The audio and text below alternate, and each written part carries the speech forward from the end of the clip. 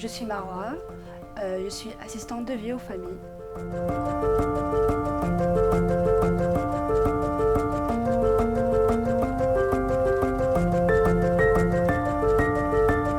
J'ai choisi ce domaine parce que j'aime bien aider les gens et j'aime bien apporter du service.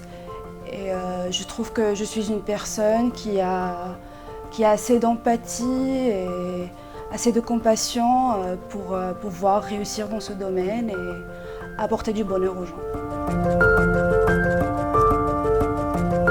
Alors, vous pensez à la vie quotidienne.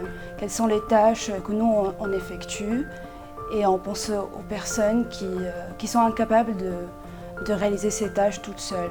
Que ce soit les tâches de ménage, faire les courses, l'accompagnement. Parfois on est juste là pour tenir compagnie. Parfois on fait des jeux de mémoire pour les gens qui ont des problèmes de mémoire. C'est vraiment très variable. Il y a beaucoup de l'aide à l'hygiène, l'aide à la douche. Ça varie. Parfois on est là pour aider la personne à sortir son chien, tout ça. On a tendance à penser que c'est plutôt les personnes âgées qu'on aide, mais le type de personnes change vraiment. À part les personnes âgées, il y a aussi des personnes qui ont des maladies qui peuvent être handicapantes, même à un âge qui n'est pas très avancé, style maladie de Parkinson ou obésité morbide, ou les personnes qui ont un certain handicap mental ou un problème de développement, tout ça. Donc, ça va.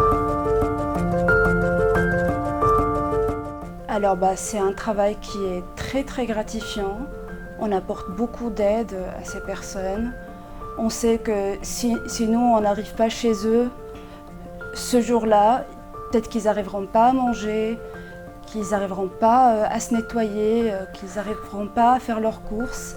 Et ça c'est très très gratifiant. Ça apporte beaucoup de bonheur, on sent qu'on redonne quelque chose à la société. Je me souviens, je m'occupais d'une dame.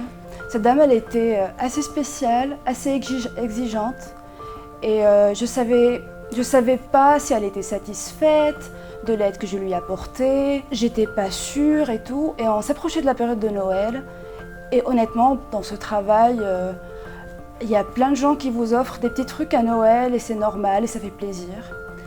Et cette dame, en fin de décembre, m'avait offert une boîte de chocolat et m'avait remercié pour mes services et pour ma patience et tout ça. Et la chose c'est que je m'y attendais pas. Et je me souviens d'être sortie de chez elle, d'avoir appelé mon mari. Je lui ai dit, mais elle m'a offert une boîte de chocolat, elle m'apprécie, et parfois on s'en rend pas compte à quel point on apporte à ces gens, quel que soit leur caractère ou leur manière de faire. Mais ça m'avait beaucoup marqué. Alors, il faut savoir faire les tâches quotidiennes, savoir faire le ménage, savoir communiquer, savoir apporter de la sécurité aux gens aussi. Parfois, si on emmène quelqu'un en course et c'est quelqu'un qui a un problème de mobilité, il faut savoir plaidoyer pour cette personne, pour que les autres la poussent pas ou font attention autour d'elle.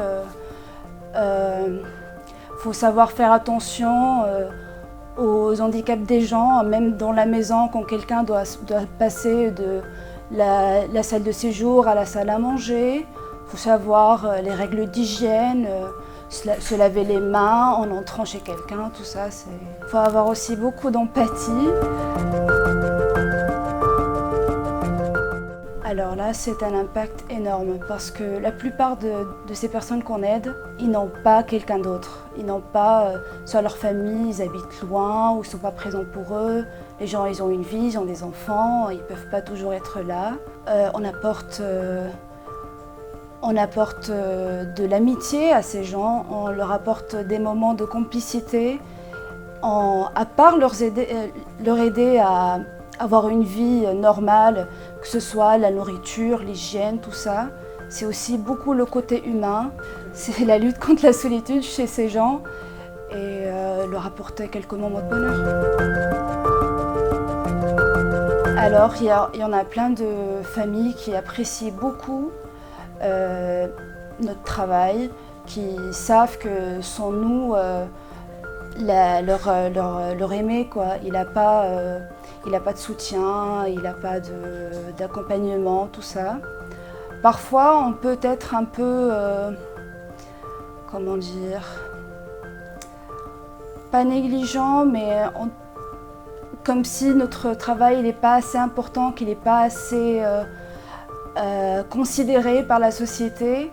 Et ça, ce n'est pas grave parce que nous, on sait pourquoi on est là et on sait qu'on est indispensable. Donc il ne faut pas faire attention parfois aux petits regards négatifs, ce n'est pas important. On sait que sans nous, ces personnes n'auront pas une vie normale, ils n'auront pas de satisfaction. Alors, le conseil que je donne, c'est premièrement savoir laisser le travail au travail. Ce travail est très gratifiant, mais il y a des moments négatifs, il y a des moments qui sont vraiment touchants. On peut voir des personnes en souffrance. Il faut savoir laisser ça quand on rentre, pas le ramener chez nous. Il faut, même si on est empathique et on sent la douleur de la personne, nous on vit à part. Autre chose, c'est de comprendre ces personnes. Parfois, que ce soit personne âgée ou pas, on a un certain caractère. Par exemple, si quelqu'un il y a 80-90 ans, c'est pas maintenant qu'on va leur changer leur habitude, c'est pas maintenant qu'on va leur faire face s'ils font des trucs que nous on n'apprécie pas. Il faut juste savoir communiquer, on n'est pas là pour les changer, on est juste là pour les aider et voilà.